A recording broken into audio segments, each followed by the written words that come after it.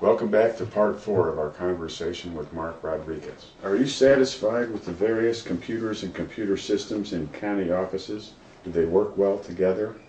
Well, I'm satisfied with the computer. I'm not particularly satisfied on in a couple areas. I think we need to improve our opportunities as far as providing information through the web.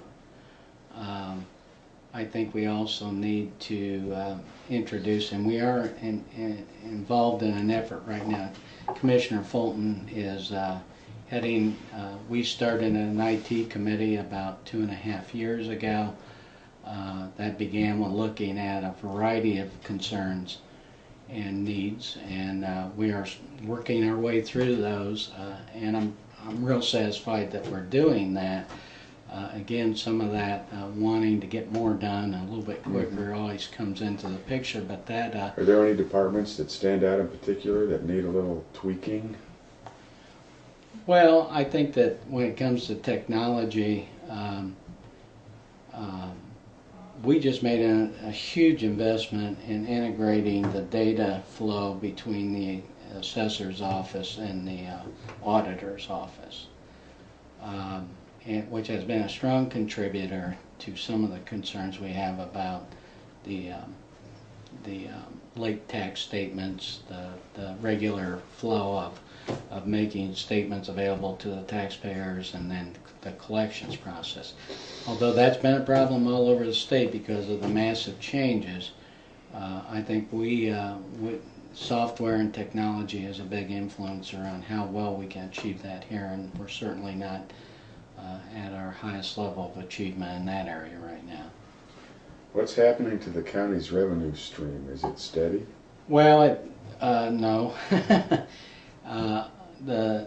Obviously there was a revenue stream coming from our landfill up north, and for reasons primarily driven by business decisions by that landfill and the huge corporation they serve, has certainly provided less of that kind of revenue. That's basically a gift. That was not incomes that every county enjoy, and so that combined with many of the changes the state legislature has made certainly has affected us. Now, I would have to say that if you make a comparative view of many of the counties around us, Cass County being a good example, we have counties that are talking about layoffs, we have counties talking about severe, serious cutbacks. I think we're yet to see the worst of the recession in terms of property tax collection, but this county has always done a very good job of being conservative. So I think that even though our revenues are down, I think that loss of services because of cutbacks in personnel, I don't see that. Half of the courthouse bond payments have come from landfill fees, give or take. Is that going to continue? That's a better question for the county council. County council is the body of government that is responsible for the fiscal matter. Obviously, the decisions related to the improvements of those facilities were made by the commissioners. However, the funding mechanism and the means by which they're paid is that part of the body of government. I'm probably not a good person to talk about, although I've been involved in conversations about how they plan on pursuing that in the future. I just think I would be better off deferring that to County Council President Jim Woodman or one of his counterparts. Fair enough. Are you satisfied with the relations between Fulton County and the city of Rochester? Absolutely. I think we began a process here a few years back on getting together on how we could maximize the greatest benefit from our permitting processes and our inspection processes. As we approach this new model that we're pursuing with the emergency management service, we're going to be looking to the city. The county council created a funding vehicle in the form of that local option income tax for public safety last year. And Councilman Siders looked me right in the eye and said, "Now we want to use this, and we want the best service, and we want to be guaranteed that these dollars are going to be used for that." Well, I think we're committed to that. We're committed to a service, but we're also going to ask our partners out there. The city has gotten roughly $250,000 of those funds to date.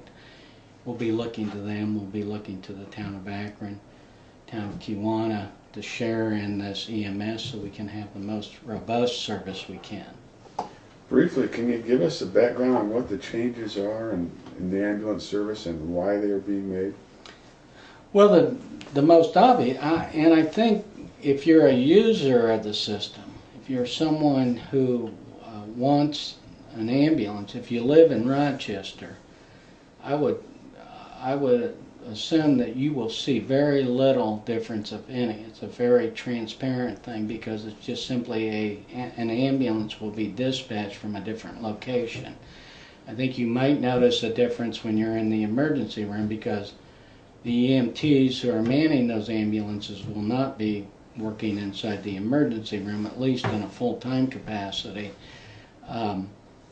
But the reason we did this is there continue to be some debate and confusion and concern on a number of parties' parts where you have the government funding an agency but has no direct control over that funding opportunity. Now, that being said, Woodlawn Hospital has been a great partner in this endeavor.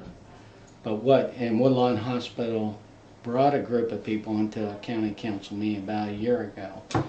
And I think there was consensus that in that meeting and in every meeting I've been in and all the positive comments I've heard that a very good robust EMS service is much wanted in Fulton County. The problem we have right now is that service has only reached 85% of those calls are in Rochester Township. And as a county commissioner, that's unacceptable.